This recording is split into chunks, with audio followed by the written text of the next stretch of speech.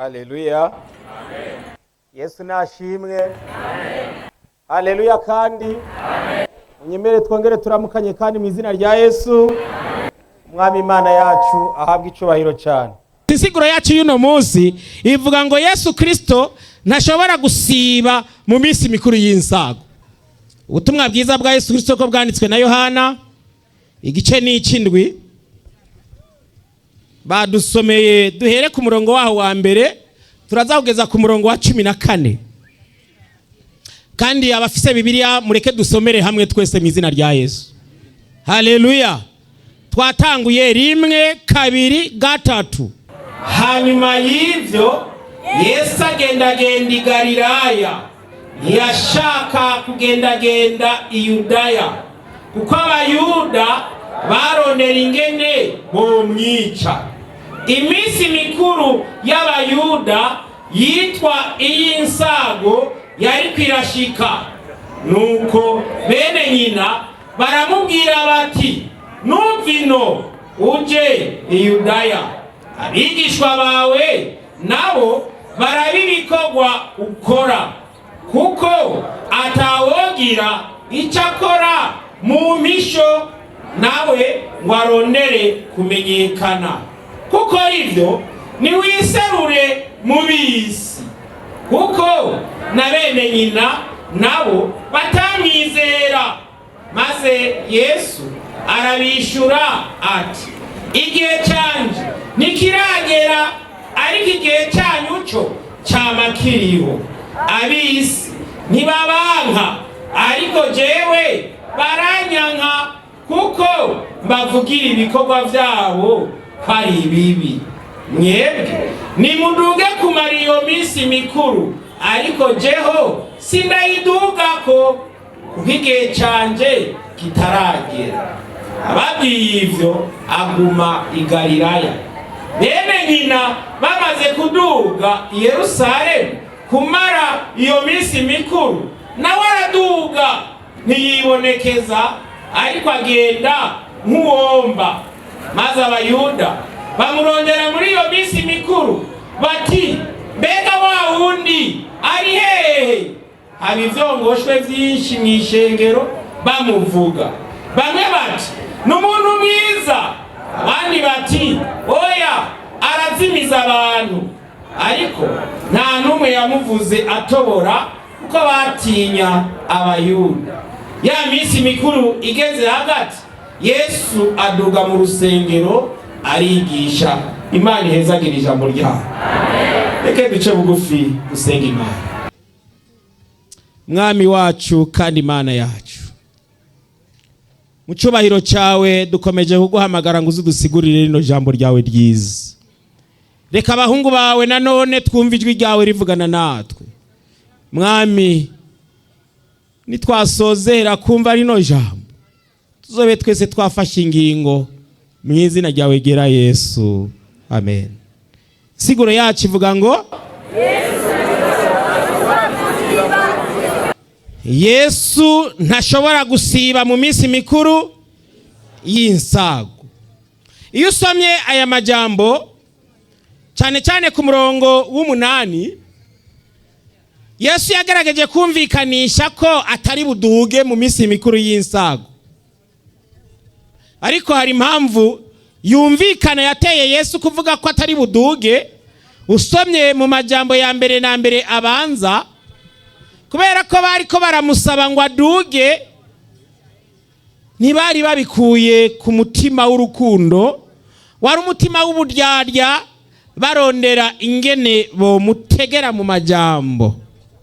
Ariko kandi usomye hariya ku murongo wa 11, cyane cyane ku murongo wa 12, Bibiliya ivuga ngo bagerageje kurondera Yesu muri iyo minsi mikuru y'insago, kandi muri uko kumurondera ntibashoboye kumubona, maze batangura kwijijanya imitima. Bamwe baravuga ati, mbega wa wundi ari hehe? Mu yandi majambiro ijambo rirafite icyo risobanura gikomeye cyane. Aba bari abayuda bari barigishijwe ibijyanye n'iminsi mikuru y'insago. None ni kubera iki Yesu atari gushobora gusiba mu minsi mikuru y'insago? Cyangwa se ni kubera iki abantu barondeye Yesu muri iyi minsi mikuru y'insago, kandi igihe bamubura batamubonye bagatangura kuvuga bati wa muntu none asanzwe atubwira iby'Imana, kumbe nawe ntazi iby'Imana. Wa muntu asanzwe atubwira inzira yo kugororoka, mbega nawe ntazi inzira yo kugororoka. Bituma bamwe bafata ingingo baravuga bati oya, wa muntu nikizimiza, azimiza abantu, ibyo avuga sivyo, kuko nta n'ivyo yubahiriza mu buzima bwiwe bwa buri munsi. Ariko inshuti z'umusaraba, nk'uko ku murongo w'10 habitubwira ngo bene nyina bamaze kuduga i Yerusalemu kumara iyo minsi mikuru, hanyuma Yesu yahereye ko nawe araduga. Yesu ntiyari gushobora gusiba mu minsi mikuru y'insago. Kubera iki? Ndagomba ngo twihutire dusubire inyuma tujye hariya mu gitabo c'Abalewi igice cyaho cya 23, dusome duhere ku murongo waho wa 33 tugeze ku murongo wa 36, maze turabe impamvu yari gutuma Yesu adashobora gusiba mu minsi mikuru y'insago. Ku murongo wa 33 handitse ngo Uhoraho abarira Mose. Haleluya! Yesu nashimwe cyane. Ninde yabariye Mose?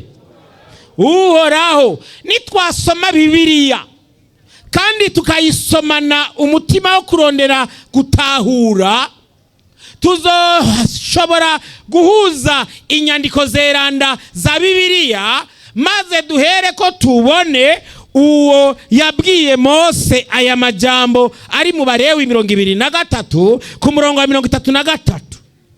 Kuko mu butumwa bwa Yesu Kristo nk'uko bwanditswe na Yohana mu gice cyaho cya mbere ku murongo wa 18, Savyi w'Imana Yohana yavuze ngo nta muntu yigeze abona Imana na rimwe, ngo umwana w'ikinege ava mu gikiriza cya data niwe yayimenyekanishije. Nta gukeka rero, usomye Bibiliya neza ukagomba kuyitahura, uzobona neza ko guhera mu itanguriro Adamu na Eva bakiri mu itongo rya Edeni, nta wundi yabagenderera mu gitondo no ku mugoroba atari Yesu Kristo. Yesu rero niwe yabwiye Mose aya majambo. Kubera ko Yesu niwe agomba kuvyumva no kubitahura, uzogena mu gitabo c'Abifilipi mu gice cyaho ca 2 ku murongo waho wa 11, Yesu yiswe Uhoraho.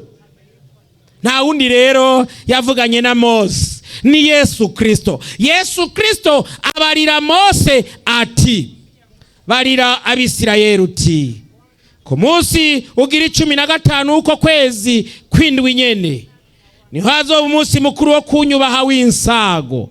Izi b'iminsi mikuru gushitsa ndwi, ku munsi w'intangamarara muze mukoranwe no kubikoraniro ryera, nihaze hagira igikorwa kiruhisha mu gukorako. Muri iyo minsi uko ari ndwi uko bukeye muze munshikanira ibimazi bitongorwa n'umuriro. Munsi ugira 8 muze muwugira uwo gukorana kwera, muze munshikanire ko ikimazi gitongorwa n'umuriro rize ribikoraniro ry'agahebuza, nihaze hagira igikorwa kiruhisha mu gukorako.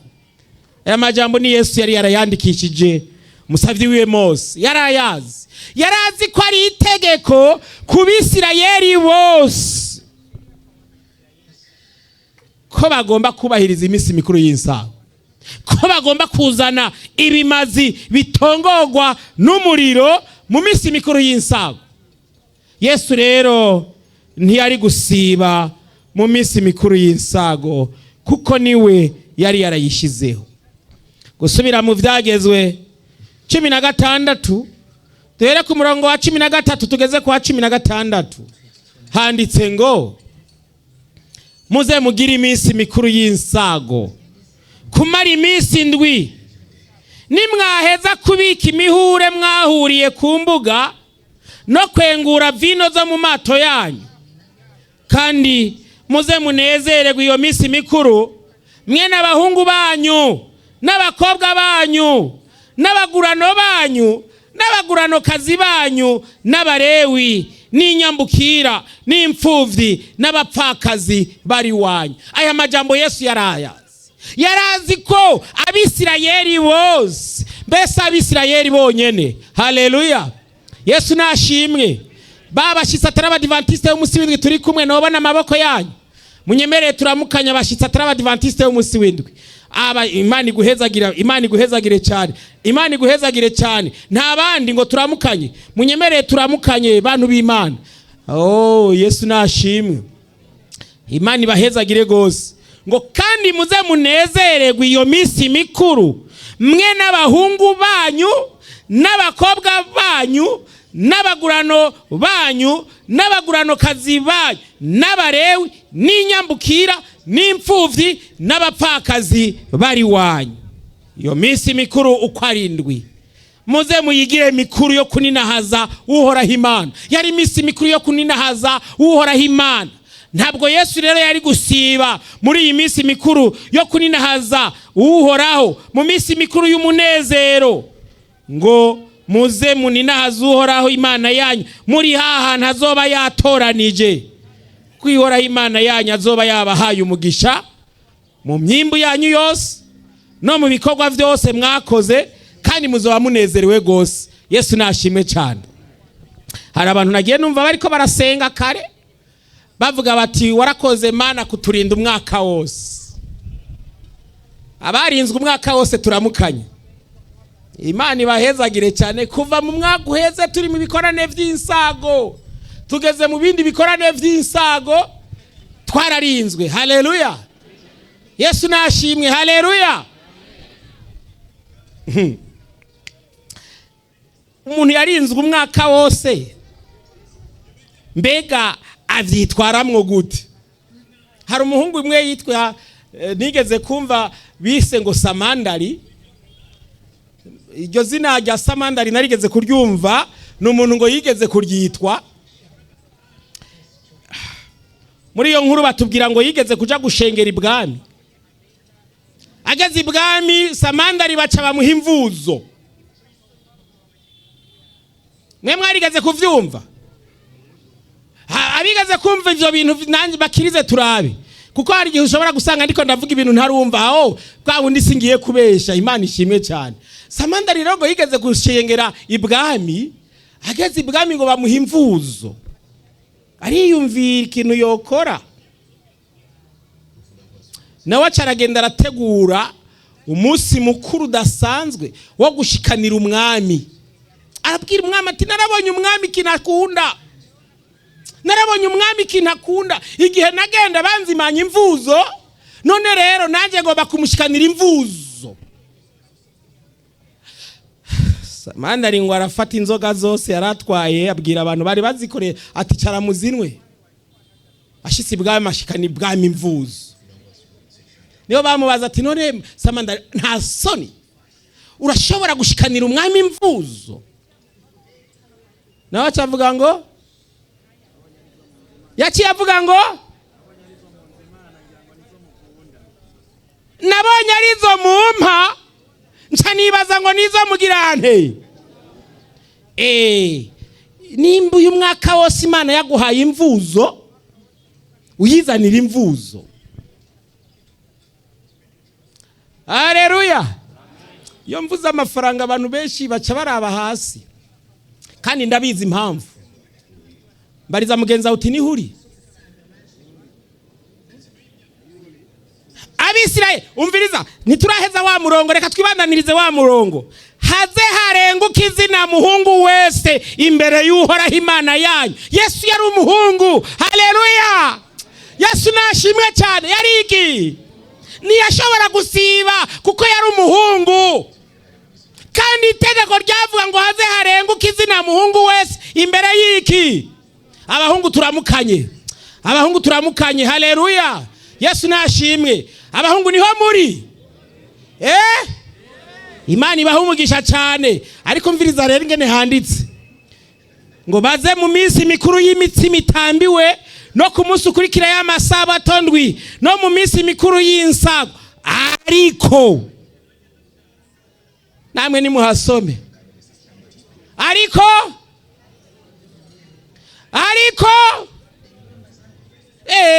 amajwi yagabanutse we. Ariko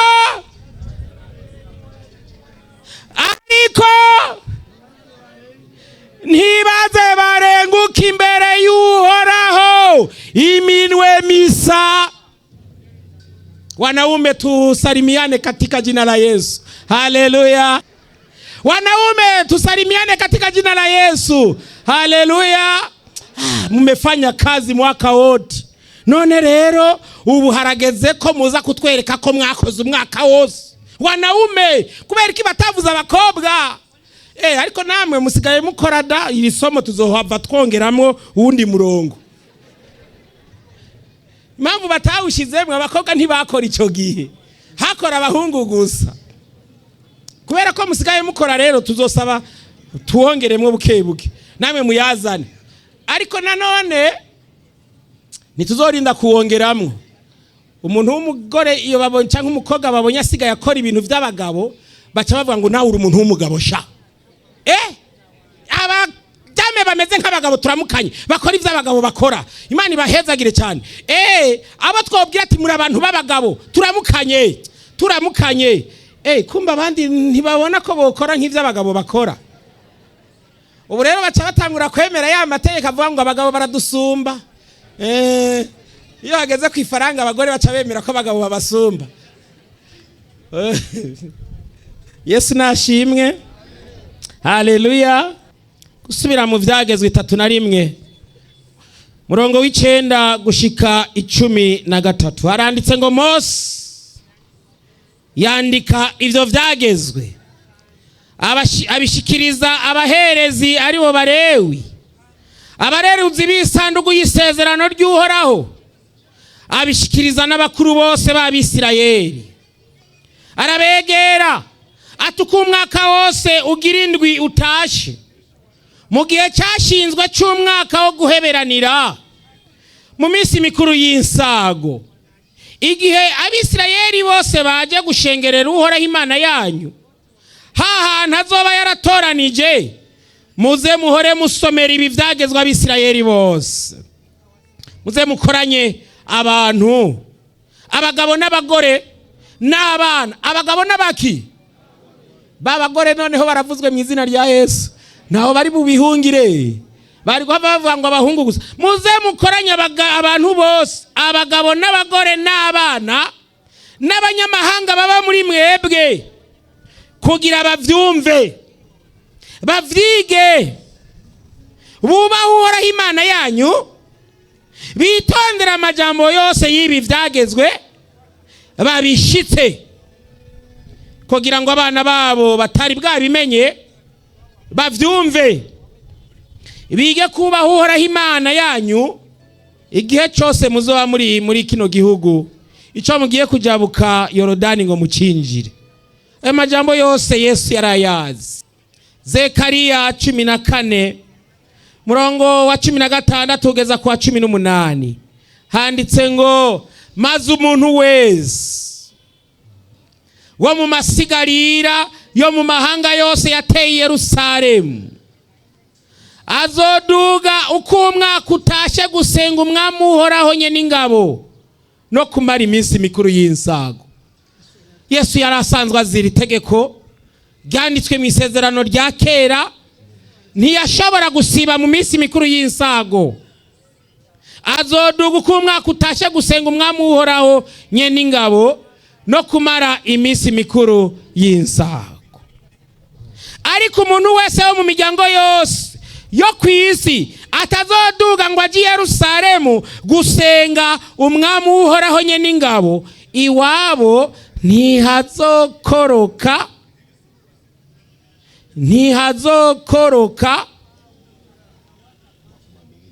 iwabo ntihazokoroka azokoroka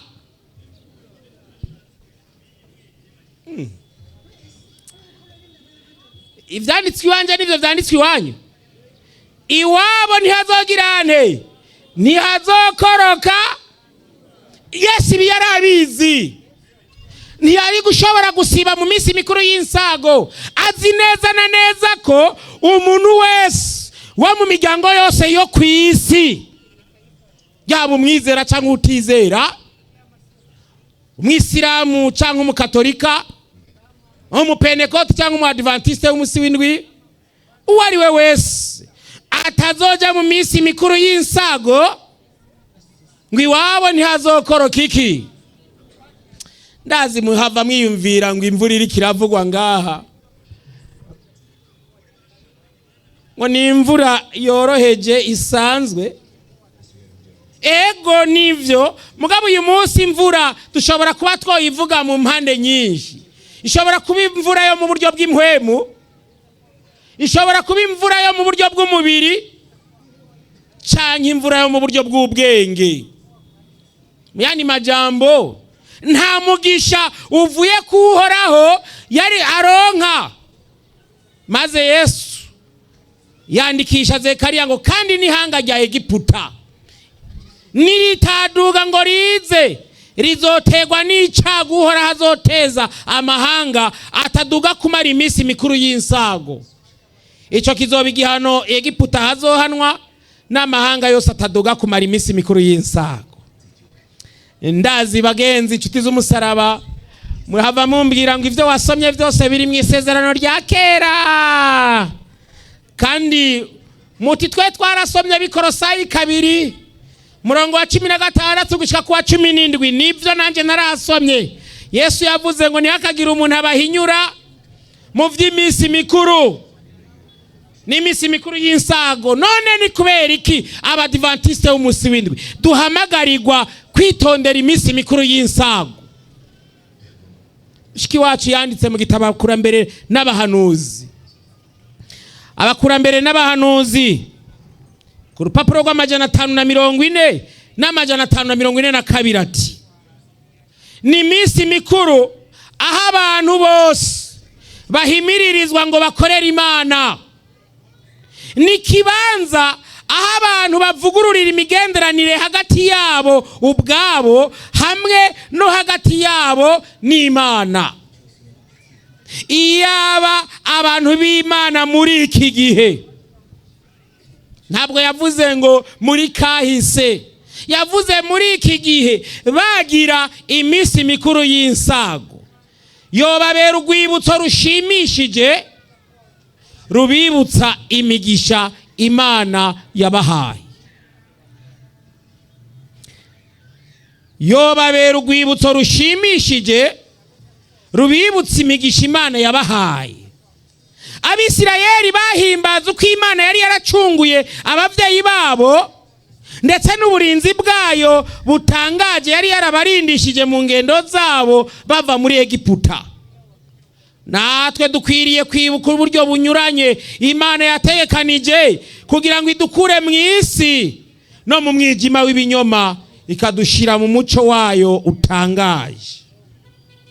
Ntabwo wibutsa gusa Abisirayeli ko babaye mu bugaragwa, ahubwo ni umunsi mukuru w'imbura, wari uwo kunezererwa ivyimburwa Imana yabahaye, ukerekeza ku munsi ukomeye w'imbura riheruka, ubwo nyene ivyimburwa zorunga ikabimbuzi bakaza bakegeranya urwamfu ngo ruturigwe, ingano nazo zikimburirwa mu kigega. Bagenzi, ntabwo turashika iwacu, turacari mu rugendo. Abisirayeli bariko barava muri Egiputa berekeza i Kanani, mugabo twege turiko turava muri iyi si y'umwiza twerekeza iwacu mwijuru.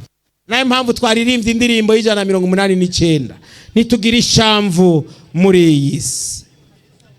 Bishingirira intayi ishengero volume ya 2, igitabo kigira 2 yanditse ibishingirira intayi ishengero, urupapuro rw'575 n'576 yaranditse ati, bene data n'abasaza banje. Nimwihatire kuza muri ayo makoraniro yera kugira ngo muhure na Yesu. Azoza muri iyo minsi mikuru nihazoba ari, kandi azobakorera ibiruta ibindi mwari mukeneye gukorerwa. Haleluya. Mbariza mugenza uti we wavyumvise. Yesu Kristo ntashobora gusiba mu minsi mikuru y'insago. Muri kahise ntiyigeze asiba, no muri kubu ntiyigera asiba. Yandikishije umusavyikazi wiwe amajambo avuga ati, bene data n'abasaza banje,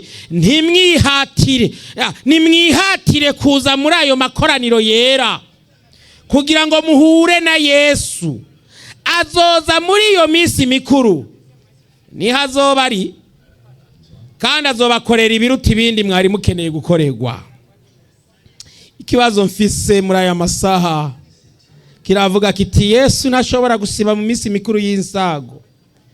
Mbega abantu bobo ba Yesu bazoza canke bazosiba? Yesu ntashobora gusiba mu minsi mikuru y'insago.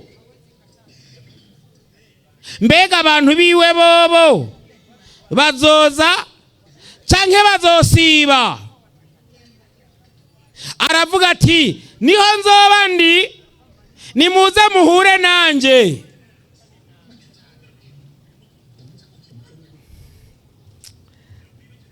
Ari inkuru yoroheje, itangaje kandi isanzwe. Ngo niyo umuntu, murazi ko Perezida wa Repubulika akunda gutanga nimero za telefone. Kandi Perezida wa Repubulika iyo atanze nimero za telefone bazitanga nk'iminsi nk'indwi yose canke indwi zibiri, ngo abanyagihugu abenegihugu baze bamutelefone. Ufise uburenganzira kuri uwo munsi wo gutelefona Perezida wa Repubulika, wo kumutelefona ukamubwira uti izi ni inkuru. Ngo hari wigeze gutelefona Perezida nawe atangura avuga ngo nanjye ndi Perezida. Ari Anjani bazari Perezida wa Union niwe atangura avuga ngo nyakubahwa Perezida wa Repubulika, ngo nanjye ndi Perezida. ngo ndumva ngo ndi Perezida wa Union y'u Burundi. Akone kutahera heji. Rero ubu wemerewe gutelefona ukavuga ati nanjye ndi Perezida w'abatagisi vero. Ni uburenganzira bwawe kuko iyo nimero baba bayitanze. Mugabo ngo n'umuntu yarose nimero ya telefone ya Perezida, igihe bayitanga acara yibika. Ati datomboye ndarose nimero ya Perezida, we nzomutelefona. Noneho wa munsi bavuga ko batelefonera Perezida ntiyamutelefona, acara yibika. Ngo ahengera ari nka saa 4 z'ijoro avuga ati ubu Perezida ngira ngo yavuye mu bikorwa mu wundi munsi utandukanye na wa wundi, atireka telefone. Maze aratangura ya nimero batanga, aratelefona. Aza yuva bamwishyuye ngo iyo nimero ntibaho. Iyo nimero ariko iyo nimero yarigeze kubaho. Hari umunsi abantu bigeze kuyikoresha, baramutelefona, baragira ante, baramuronka, baramubwira ibibazo byabo byose kuko yarariho. Yari yababwira ati ndahari, mu telefone, mu mpamagare, mumbwira ibyo mugomba, ndabumva, ndabumviriza. None Yesu nawe aravuga ati niho nzoba ndi, muzoze muri iyo minsi mikuru, mumbwira ibyo mugomba, nzobakorera ibiruta ibindi byose mwari mukeneye gukorerwa. Hari abatazoza, bazoza kumurondera inyuma y'iminsi mikuru y'insago.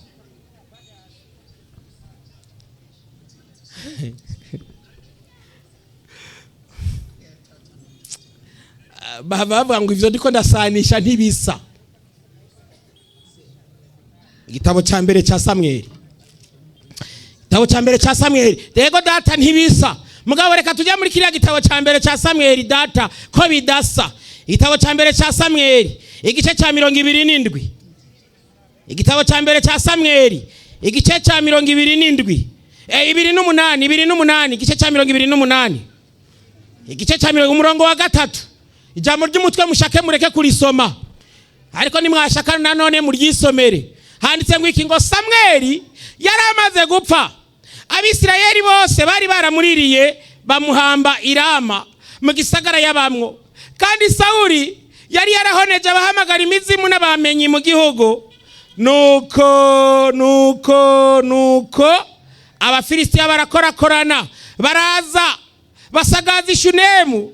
Sawuli nawe akoranya Abisirayeli bose basagaza Gilibowa. Sawuli abonye ingabo z'Abafilisitiya aratinya, aranduka umutima. Umurongo wa 6.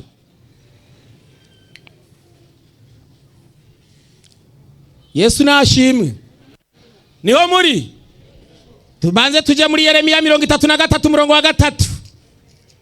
Nimero ya telefoni Imana yarayitanze. Yeremiya 33 umurongo wa 3. 3 niyo nimero yo guhamagara Imana. Inimero yo guhamagara Imana, Imana yarayitanze. 3 Yeremiya 33 umurongo wa 3. Inimero yo guhamagara Imana, Imana yarayitanze. Hamagara Imana bigishoboka, hamagara Imana bigishoboka. Sigaye ndumuririmbyi akomeye cyane. Murongo wa 3, mpamagara. Abantu nta Bibiliya bafise no kwiyicarira. Mpamagara. Uyu ninde yabivuze? Ijambo ry'Uhoraho ngo ryaje kuri Yeremiya acugaraniye mu rugo rw'ibohero, ngo riramubwira riti Uhoraho abikora. Haleluya. Uhoraho abirema akabikomeza,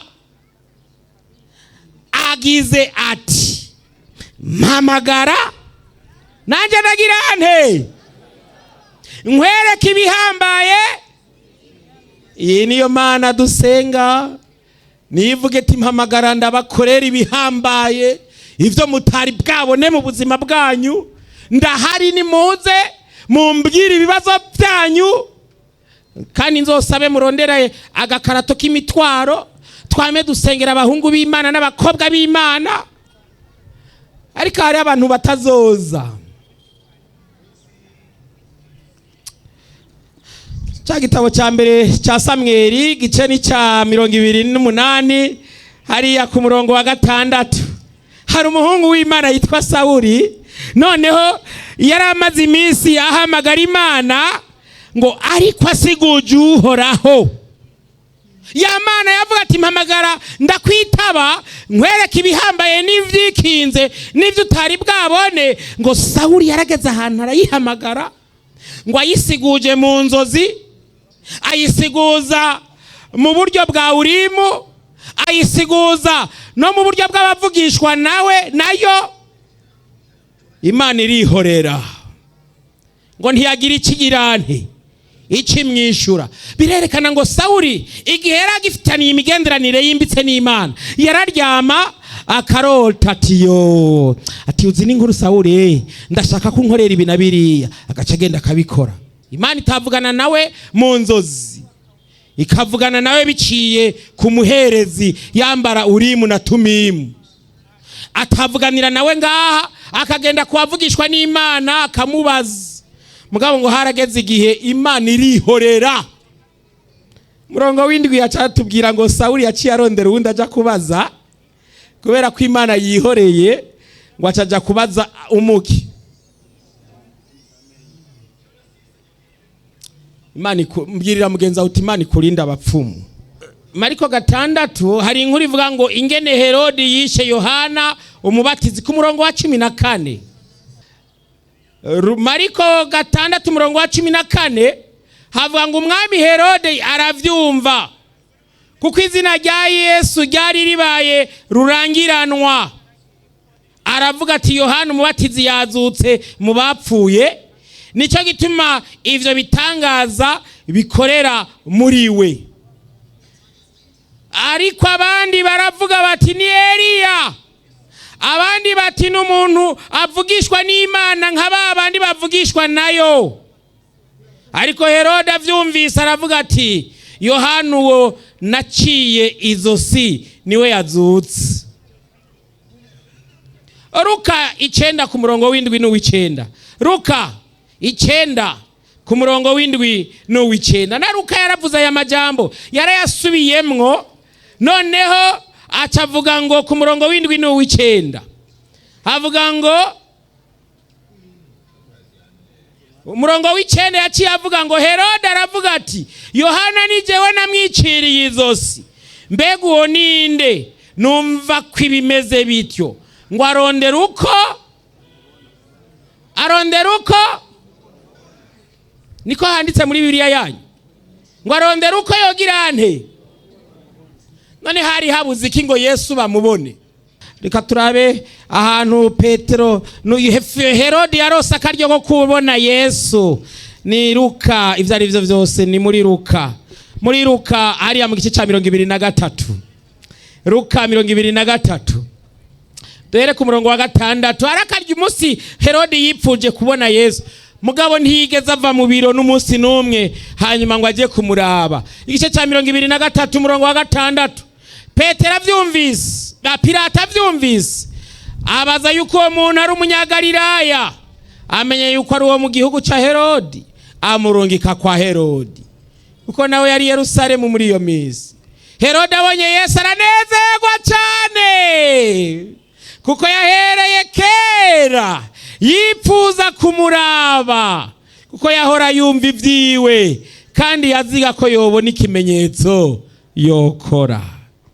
Amubaza amajambo menshi, ntiyamwishura.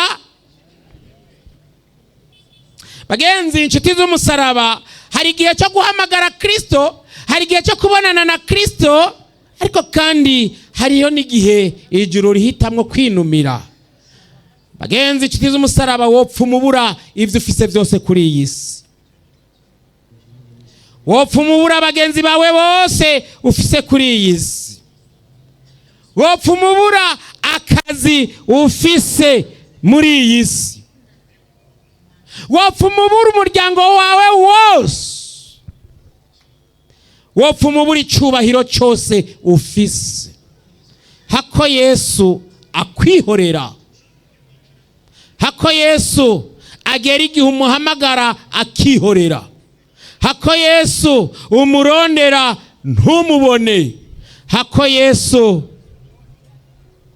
azimangana mu buzima bwawe. None rero nshuti z'umusaraba, bakobwa b'Imana, bahungu b'Imana, ndumva ntobandanya kuvuga vyinshi. Yaba umwanya wabinyemerera nari kugenda muri Matayo 22 umurongo wa mbere kugeza ku wa 6, aho hari abatumiwe bakiyankira. Zimwe mu mpamvu batanze, bavuze bati, naguze itongo ngiye kuriraba. Bandi nabo bati, naranguye ibidandazwa ngiye kubikwirikirana. Mbere muri Luka 14 umurongo wa 18 gushika kwa 20, hari wavuze ngo naguze inka 10 ngiye kuzirimisha ndabe ko zikora. Undi nawe ati, narongoye, nico kimbujije kuza. Igihe twari ko turavugana aya majambo kare, navuze ni mu bikorane biri imbere tuzohagarika imanza zose za mariage mu minsi mikuru y'insago. Uwo uzorongora ejo hirya ejo ntazoza, canke tugirire mariage umuntu azokwemera kumutahana mu rusago, bakambike ngaha, tumugirire mariage amutahane mu gasago, hanyuma bazindure mu gatondo mu vyigwa vyo mu gatondo. Atari uko mu kwezi kw'insago tuzohagarika ama mariage yose, abasore baze barayikora mu bindi bihe, kubera ko uyu hirya ejo azotubwira ati, narongoye sindibuze mu bikorane vy'insago. Abakurambere n'abahanuzi, Urupapuro rw'amajana 540 gushika ku majana 542, ibikorane bikuru nakaryo ko guheba inyungu zacu bwite z'ivyisi, tukazisubiriza inyungu z'ivyamhwemu kandi bidashira. Turahomba iyo twirengagije amahirwe yo guhurira hamwe kugira ngo dukomezanye kandi duterane ubutwari mu gikorwa c'Imana.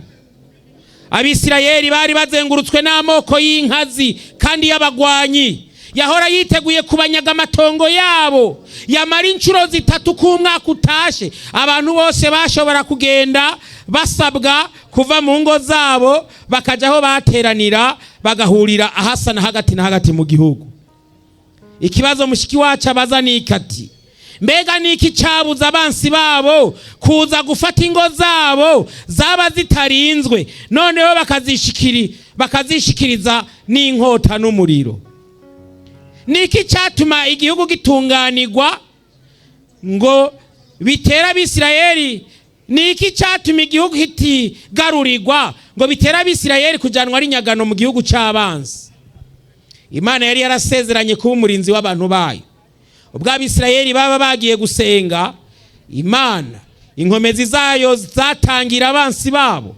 Isezerano ry'Imana ryariri ngo uko nzokwirukana amahanga agahunga imbere yanyu, nkagura imbibe zanyu, kandi ntawe uzokebera igihugu canyu, igihe muzoduga gatatu mu mwaka murengutse imbere yanje uhoraho Imana yanyu, nkuko vyanditswe kuva 34 murongo wa 24. Mwanya wanjanye, hari abantu bafise ibibazo ngo none tuzorya iki muri iyo minsi mikuru y'insago? Iki nzocisha urundi munsi, kubera ko tuzoganira kubijanye n'ibigira 13 bivugwa muri Bibiliya. Haleluya! Hari ibigira 13 hemwe. Hari icyo mugomba guhora mutanga ku rusengero buri gihe cyose, ku isabato mukoranye. Mugabo hariho n'ikindi kigira 10 bavuga ngo cegeranywa kugira ngo abantu bazomara imisi bariko barakirya muri no misi nyene y'insago. Nibo nyene bacirira bakakirira ngaha nyene ku rusengero. None se kwico kigira 10 mutigeze mukizana ha ku rusengero, ntimwakibitse ngo mukirire ngaha? Ko muriko muravuga ngo ngwindwi tuzoyimara turyiki, muzorya ivyo mu mazu umwaka wose mubika ngo muze mubirire ngaha. Si kigira 10 bahiwa urusengero ya, cyari kigira 10 cegeranywa kikazanwa bonyene akaba aribo bakizanira nk'umuryango bakaza kukirira ngaha. Hakaba rero n'ikindi mugomba kwegeranya, muze muduhamagara tuze kukirira muhiri wanyu. Murashaka mureke, ndabona mutanguye kunama. Muzotage kijya kimwe gusa basi, Imana izobahezagirira kijya kimwe. Ico kindi ndabona mutanguye kwibaza, nanje muzoze nzobaha kuri cya kindi nyene. Ara batanguye kwegerana, umvise ngo ndiko ndabasaba ngo muzompe, nanje muzoze ndabahe. Ariko nimwaba mugomba ko ntahansenze, Imana ubahezagire bano bantu, ubagurira imbibe, ubagire, kuko nta kindi je nzoguha nisengesha, ubagirire neza, ubavubira imvura yo mu buryo bw'impwemu, mu buryo bw'ubwenge no mu buryo bw'umubiri. Ivya bidandazwa vyabo vyari biheze mu Bushinwa bishika amahoro. Haleluya, haleluya. Bavyare amahasa, ubushuri. Ushase na 6 nzosenga mvuga nti Mana bahe 6. Haleluya. Ariko iyo ngabiri zobisanzwe tuzovyagura mu minsi iri imbere, kandi turabinge n'Imana igira neza biciye mu masengesho y'abera. Bangahe bavuga bati ubwo gufashwa n'Imana? Tugomba gusiba aho Yesu ari, tugomba gusiba mu minsi mikuru y'insago ngo duhure na Yesu tumubwire ibyacu. Muhaguruke maze dusenga Imana.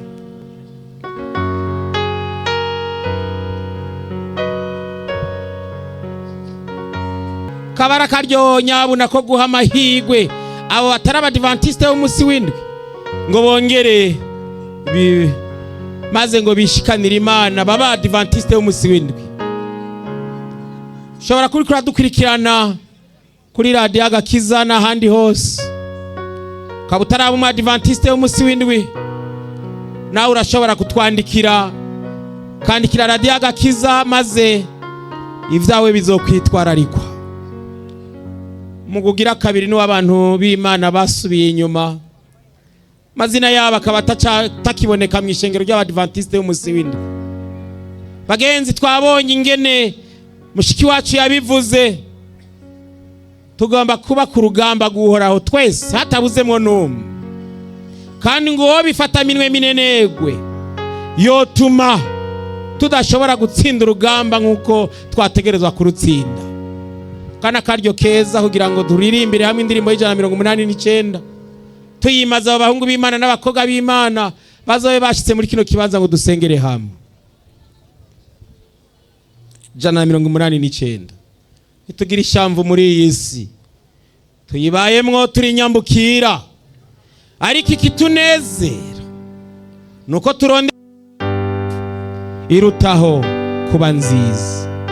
Bashitsi beza, abakobwa b'Imana, abahungu b'Imana, atari abadivantiste b'umusindwi, mwe muduge hejuru, mwege muri ko muraririmba. Ndabasabe muduge hariya hejuru kugira ngo kino kibanza tugihebera abakobwa b'Imana n'abahungu b'Imana. Bavuga bati twe twari twarasubiye inyuma, ariko turagomba kongera kunagura imigenderanire yacu n'Imana. Canke turabashitsi nitwari bwafata ingingo yo kuba abadivantiste b'umusi w'indwi. Turahisemo kuba abadivantiste b'umusi w'indwi ngo batambuke baze hano imbere dusengere. Jambo muri iyi si tuyibamo turi nyambukira, ariko iki tunezera nuko turondera ishamvu irushaho. Yesu abahezagire abakobwa b'Imana namwe abahungu b'Imana. Tambuke muze dusengere hamwe. Yesu abagire neza cyane. Tambuke muze hano imbere. Muri iyi si turagombi iwacu mw'ijuru. Yesu abagire neza Yesu abagire neza cyane. Yesu abagire neza cyane. Yesu abagire neza cyane mwana muto. Yesu abagire neza cyane. Yesu abagire neza cyane. Yesu abagire neza cyane. Yesu abagire neza cyane. Yesu abagire neza cyane. Yesu abagire neza cyane. Yesu abagire neza cyane. Icho mama baba none nakuru. Yesu abagire neza cyane. Ikirayo ibani. Yesu abagire neza cyane. Nawe mwami. Yesu abagire neza cyane. Mutima wanje Yesu abagire neza cyane. Yesu abagire neza cyane. Yesu abagire neza cyane.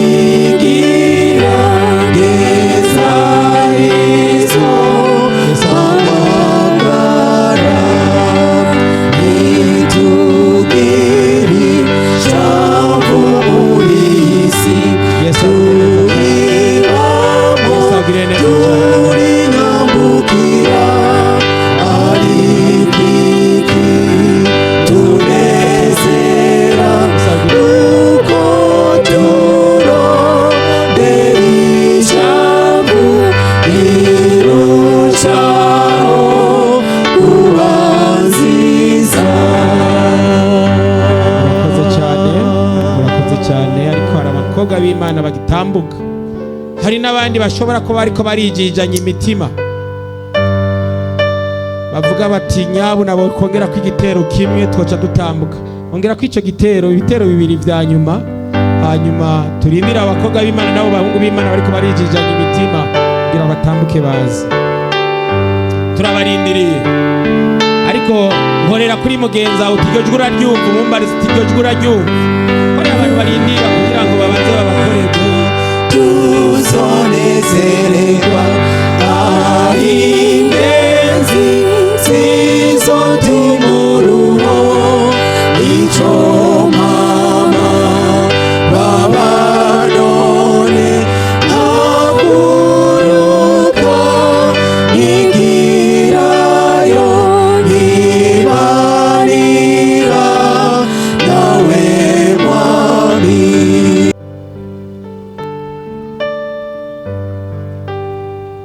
Dusenga Imana. Mwami mana yacu, Yehova gitandara cyo kwizigirwa, buhungiro bw'abakwizera, buhungiro bw'aba mu isi no habwa icyubahiro. Amina. Mu ntango twagusenze kugira ngo uvugane natwe biciye mu muhungu wawe, kandi ntidukekeranya wabikoze. Umaze kutugaburira ijambo ridukangura, ridukebura, rikatubwira kutazosiba muri ibi birori by'iminsi mikuru y'insago. Kandi Mwami, abana bawe bakozwe ku mitima, bahagaze hano imbere yawe n'imbere y'ubwoko bwawe, bemanze icyo Muhemu Yera ariko arababwira. Ntibarabye bagenzi babo, ntibarabye inshuti n'abagenzi, ariko ijwi ryawe ryasunitse umwe wese muri bo, none baciye bugufi bahagaze muri iki kibanza. Reka ndagusabe ngo umwe wese umuhezagire. Amina. Mubera inyishu ku kibazo ciwe. Wari yarasubiye inyuma muhe kunagura ubucuti, maze asubize itoti imigendanire yiwe nawe, maze umuhezagire. Amina. Umwe wese uramuzi kimubakiye, igihe ariko arakubwira, reka ndagusabe ngo umubere inyishu. Amen. Hari ubutari bwafata ingingo yo kwifatanya nawe akaramata, ngo abaye mu busho bw'abagize ishengero ry'amasigarira ryo mu gihe c'imperuka. Reka nuwo nawe ngo umubere inyishu.